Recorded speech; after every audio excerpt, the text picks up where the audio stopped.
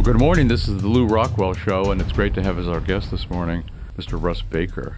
Russ is an award-winning investigative reporter, but an actual investigative reporter. I think that's unfortunately, a dying breed. He's written for The New Yorker, Vanity Fair, The Nation, The New York Times, The Washington Post, The Village Voice, Esquire, and many, many other publications. To me, most important, he's the author of a great book called Family of Secrets, The Bush Dynasty, the Powerful Forces That Put It in the White House, and What Their Influence Means for America, and an updated paperback under the title Family of Secrets, The Bush Dynasty, America's Invisible Government, and the Hidden History of the Last 50 Years. Russ has his own site, of course, russbaker.com, also WhoWhatWhy.com, which continues his investigative reporting outside of the mainstream media. Russ, with all this sort of the reaction of the government and the press in the Boston bombing, I'm reminded also the same with all these leak investigations, that the purpose of government classification is to keep things secret from the American people, not the Ruskies or whoever is the demonized foreigner of the moment. And is anybody but you, from a reputable and experienced journalistic standpoint, questioning the information shutdown that's taken place in Boston? I mean, we know they shut down Boston and the suburbs in an outrageous use of power, but also there's been no information. I mean, first of all, some of the stuff they told us turned out to be lies or mistakes, but everything's been shut down, for alleged national security reasons, but I'm assuming to keep embarrassing information secret from Americans. Yeah, there's a long history of that. Throughout my journalism career, I've seen repeatedly how attempts to prevent the public or its representatives in the press from obtaining information has turned out to be, as you say, to basically protect themselves. Almost never do I see evidence that this would have actually damaged national security. And, of course, the term national security itself is rarely examined as to what it means. And so we just take all of this stuff for granted. Now, in the Boston bombing story, as you know, I devote most of my time, when I'm not writing books like Family of Secrets, I devote almost all of my time to WhoWhatWhy.com, also WhoWhatWhy.org. We're a nonprofit investigative news site. And as I think you know, Lew, I started that some years ago because I felt that we weren't getting the story from the corporate media, but we also weren't getting the story from the so-called alternative media, which seems to operate with such an agenda that you can kind of always predict where the stories are going to come down. I wanted to be, one of our readers said, my God, you're talking about a pure journalism play. In other words, we are not going into these stories trying to persuade you that we know everything, that our viewpoint is right. We're actually interested in information.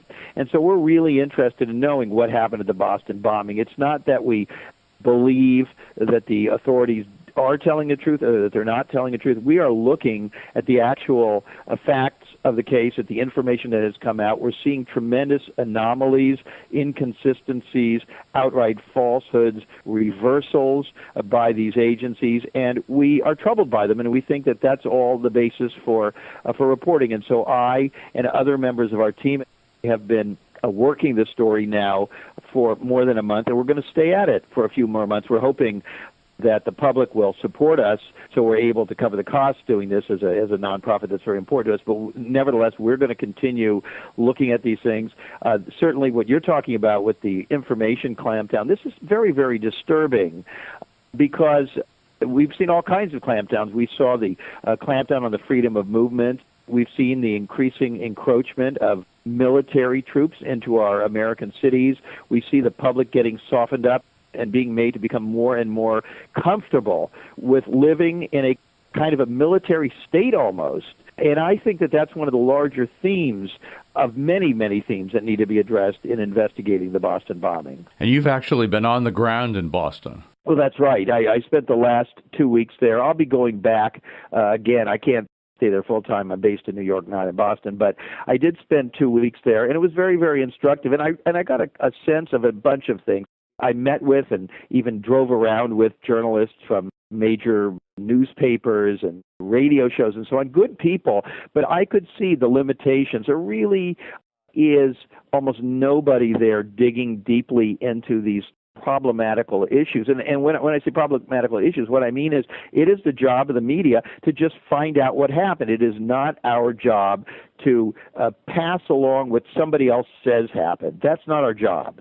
And the media there, the major newspapers, the TV and the radio, by and large, just said what the authorities told them. In a few cases, places like the Boston Globe, they do more than that, a little bit more than that. They've tried to talk to people. But I can tell you from my own experience that a lot of this stuff is being controlled. We've done 4 pieces. We have another one coming up in a few days. That's going to be about this carjacking victim, which is a very, very important piece of the story that has not been investigated by the media. Another one we just did recently is about the shooting of an MIT police officer named Sean Collier. That story was not examined, Lou, in the context of what that story was. That story was actually a kind of a propagandistic moment. And those of us who study and read history remember that back in the Nazi era, there was the killing of a police officer, Horst Wessel, and they even created a song for the Nazi movement, the Horst Wessel song.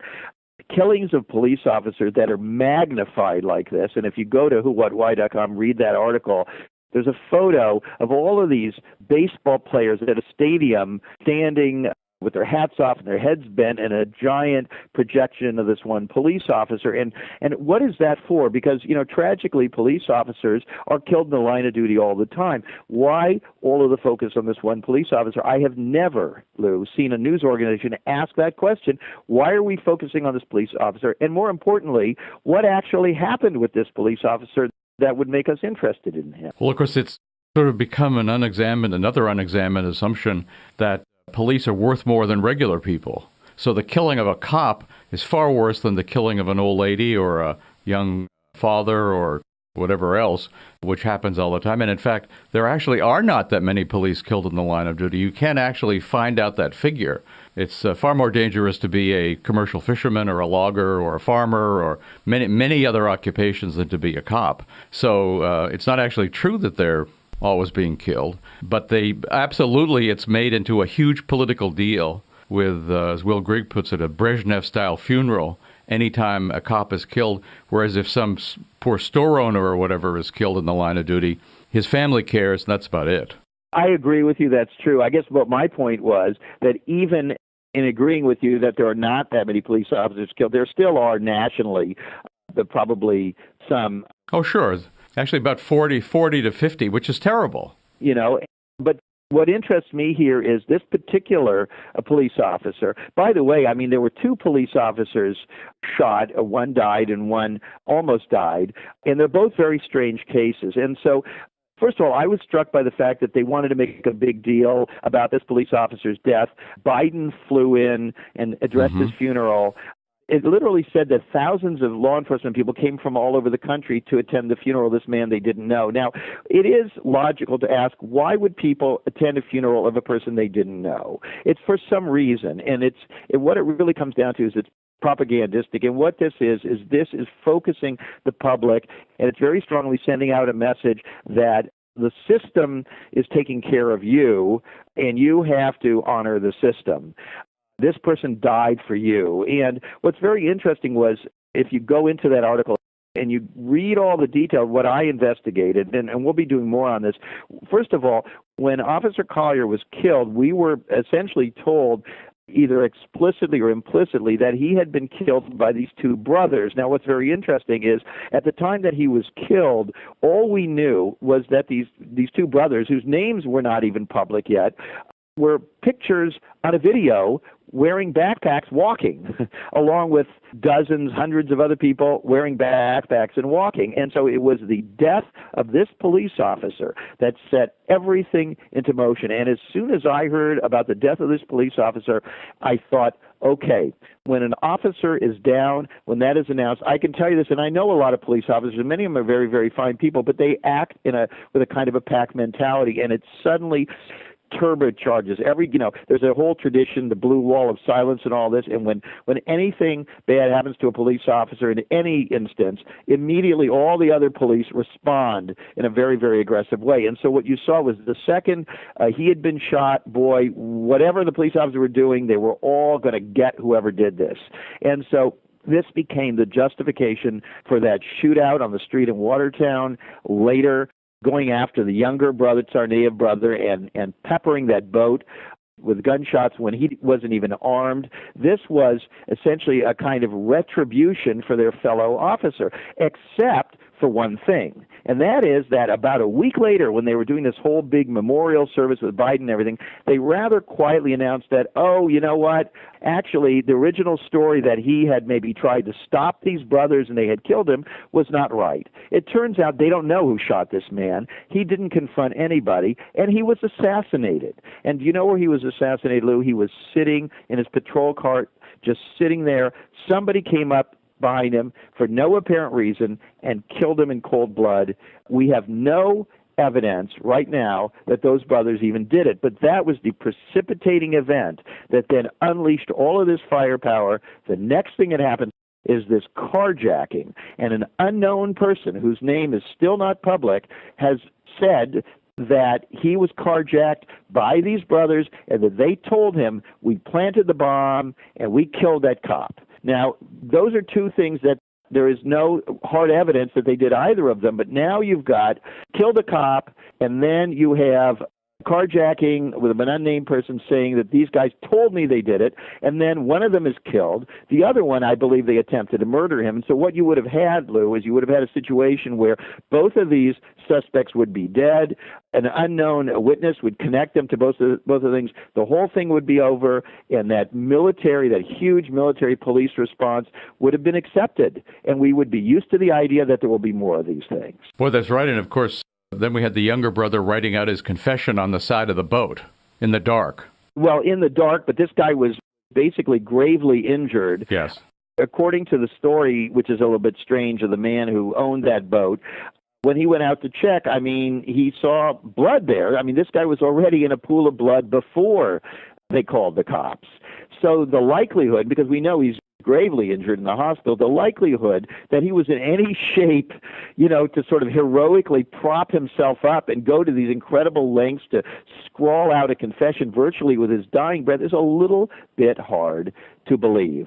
Again, I think the notion was that they thought this guy was going to die. They with those shots that they fired, given the fact that he hadn't fired a single shot at them, you have to assume that at least one person in that group, whether it was local police or was the FBI people on the scene, was shooting to kill. That was the intent, it seems. And so this confession, if it's even real, and we haven't seen that, in that confession, another thing we've been reporting is that confession was reported to us by John Miller, a senior correspondent at CBS News. It's very, very important to remember that John Miller's last major job was that he was a top official of the FBI. He was a lead spokesman for the FBI. He loves the FBI. He's very, very close with them. And this is the man who's now back in journalism telling us this story. He also has been a key figure throughout. He got one of those so-called exclusive interviews with the unknown carjacking victim. So in other words, this entire narrative is being constructed essentially by the FBI or its allies. I always think of the FBI as the American secret police. And if you call them that, then when you see this sort of thing going on, it seems to me you ought to take things with maybe not a grain of salt, but a cup of salt. I reported all over the world. I was one of the first reporters into East Germany before the wall came down, Romania when Ceausescu was overthrown. I've been in so many societies where there was totalitarianism or authoritarianism, and these kinds of organizations, you do need police, you do need investigative agencies, but unfortunately the abuses are just rampant. And anybody who's listening to this who thinks that that's unfair, I invite you to read any of dozens, maybe scores of books about J. Edgar Hoover, who ran the FBI for half a century, and to see that he ran it like a personal fiefdom, basically like a mobster. And everybody in the agency was terrified of him. There were constant cover-ups in there. You understood you could lose your job in a second if you asked any questions at all. Some of these books are by scholars. Others are by people who worked in the FBI itself. And so, I have to agree with you. I mean, I'm in some respects, of course, one wants an agency like the FBI to be there, but that doesn't mean we have to apologize for the grave structural, philosophical, and other problems with it. The FBI, the CIA, the Secret Service, local police, all of these institutions are absolutely riddled with problems. And, my attitude as a journalist is many institutions are riddled with problems. Many aspects of the federal government, but also private industry, big corporations, riddled with problems, abuses, and so forth. And it is not our job as journalists, and I don't think it's our jobs as citizens, to just accept what anybody tells us and to just blindly trust when they say, whether it's the FBI or it's your bank, that, hey, we care about you, baloney. I mean, they're in business for themselves. Well, America, I would say this goes back in some senses to the New Deal, but America was a corporatist system, what Mussolini would have called a fascist system, a combination of big government and big business against the rest of us. And so, yeah, there are plenty of problems, but I must say I'm always struck by the subservience of the American people, with the exception of a few of us.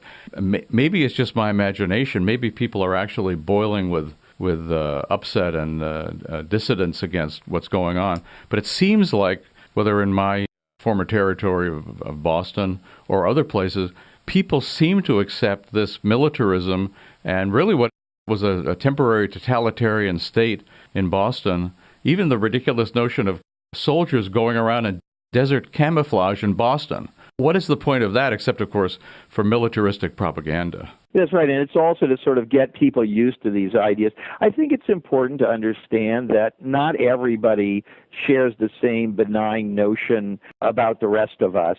When I go out and I walk down the street, I try to feel, even if I'm in a bad mood, positively disposed, and I look out and I say, these are my people. I mean, whoever it is walking down the sidewalk, whether they're black or they're white or they're rich or they're poor. And that really is supposed to be the spirit of this country. They tell us all the time we're in this together. That's why we have these big things at stadiums. That's what sports is about, and everything else is to make us feel like we're part of something, to be committed to this kind of togetherness. But unfortunately, not everybody shares that.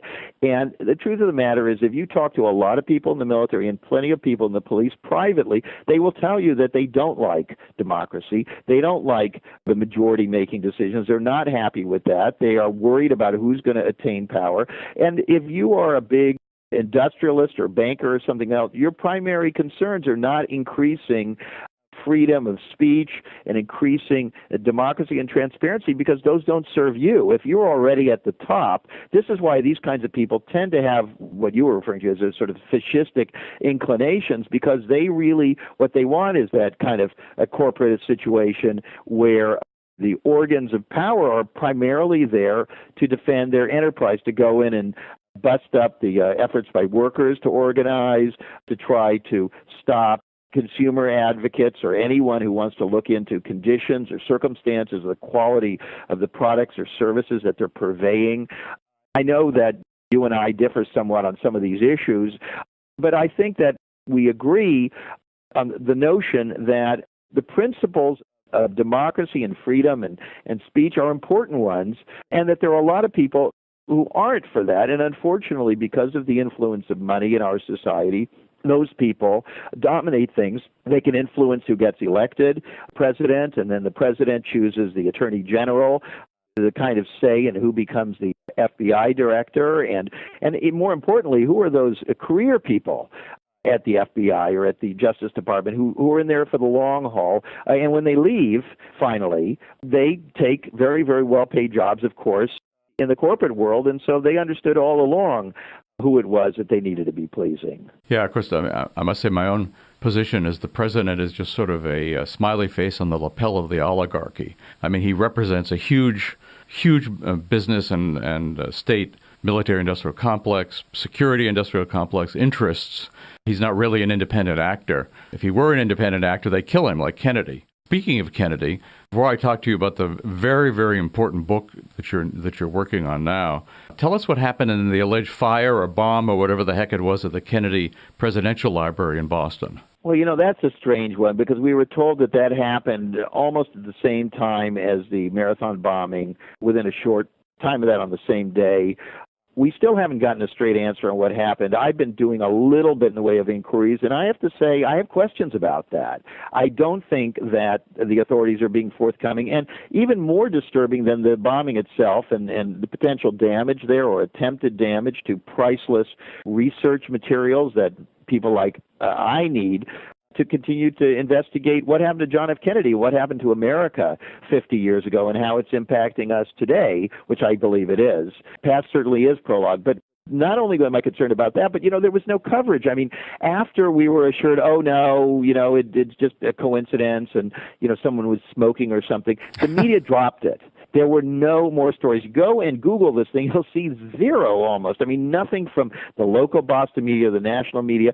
I mean, WhoWhatWhy is a little tiny nonprofit, and we're looking into it, and these giant news organizations have nobody asking these questions. I find the Boston bombing story absolutely rife with weird messaging, and it could all be coincidental. It may be coincidental. Probably a lot of it is. I'll give you an example. The shooting of Officer Collier was almost a dead ringer for the shooting of Officer Tippit in the Lee Harvey Oswald, John F. Kennedy saga. Lee Harvey Oswald wouldn't even have been a real suspect in the Kennedy assassination had not a police officer been shot shortly after Kennedy was killed, because Oswald was just one of many people who worked in that building. Nobody said that they saw him with a rifle. He only became really a suspect when this police officer was shot, and then the description of the man who shot him matched Oswald.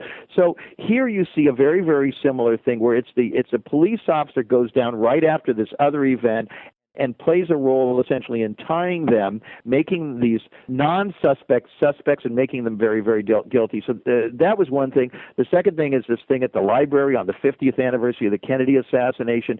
There are many, many disturbing parallels. You've got in both of those stories, the suspects had recently been in Russia.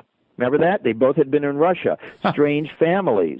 Both the Tsarnaevs and Lee Harvey Oswald had been being monitored by the FBI. Both of them had relatives or other people they were associated with ties to the CIA. I mean, is this all coincidental? Does somebody have a particularly sophisticated and sick sense of humor? I mean, what are we looking at here? Of course, you're not even allowed to ask these questions. Another story going up probably today is how the New York Times, instead of investigating any of these things, they quickly have somebody roll out a story talking about conspiracy theorists and how anybody who asks questions about these things basically is sort of mentally ill, which is a very, very important concept. If you ask any questions and you don't accept a conventional narrative that everything is just fine, there is something really, really wrong with you. It's sort of the KGB line, right? Maybe you need to be put in a special hospital and injected with special drugs because you're crazy to be a dissident. Well, Lou, there's an incredible parallel about that. There was as you know, in my book, Family of Secrets, and you were talking about how presidents are puppets. That Family of Secrets, which I spent 5 years on, is a pretty definitive investigation of, as Gore Vidal said, sort of a half a century of the story that we don't know about presidents and how they're created and who's behind them. And it's all documented. It's footnoted, 1,000 footnotes. It's a great book. A great book. Thank you very much. But my continuing efforts to look into these giant traumas, what happened to Martin Luther King and Robert Kennedy and Walter Reuther, Union leaders who died in strange plane crashes and so on. There's so much of this. And it's disproportionately reformers who get taken out, very, very few corporate, cozy, conservative politicians who also, by the way, fly in private planes all the time, ever seem to have an accident. But this stuff we need to look at. Now, you were talking about the KGB and putting people into mental hospitals, but, that happens in the United States all the time. And just one example is there was a Army sergeant by the name of Dinkin who was intercepting cables and doing top secret stuff at a military base in 1963, and he divined from his own monitoring of cable traffic that there was an assassination plot against JFK. And he divined that assassination plot was going to involve right-wingers and members of the military and some foreign assassins, that it was going to take place in Dallas in November of 1963. And when he tried to say what he knew, they put him in to a mental hospital, and they began injections, and they began essentially doing mind control things with him. And eventually he was forced to say, oh, no, the reason I said those things, and he gave some other explanation that was totally benign. And that was the only way that this man could get out of basically the gulag. So if you think that these things only go on in the Soviet Union, you're wrong. Of course, you're exactly right. Many things go on here as well. And Russ, before we go, I want you to, if to the extent you can, tell us about the book you're working on now. Well, I generally don't talk too much about what I'm working on, but I will say this. In terms of subjects of major interest to me, I continue to be very interested in the John F. Kennedy assassination. Would have loved to have something out on the 50th anniversary of his assassination, but that story is so layered and so complicated. Some people believe we can never get to the bottom of it. I think we can. I think we can put enough pieces of this thing together to figure out what happened. And I think that solving that is absolutely essential for us to understand what kind of a society we really live in, to kind of wake up and to have, people say that this is so depressing, I don't want to hear about it, but that is not a way to empower yourself. You empower yourself by educating yourself, by having your eyes open, by understanding how things work, and that is really the beginning to go about and correct these things, because this country has always, and Franklin Roosevelt said this, and Woodrow Wilson said it. They always warned us that they didn't really run the country. Franklin Roosevelt very famously said that in a letter to somebody, he said, as you and I both know, the real power in this country resides in the financial circles on Wall Street.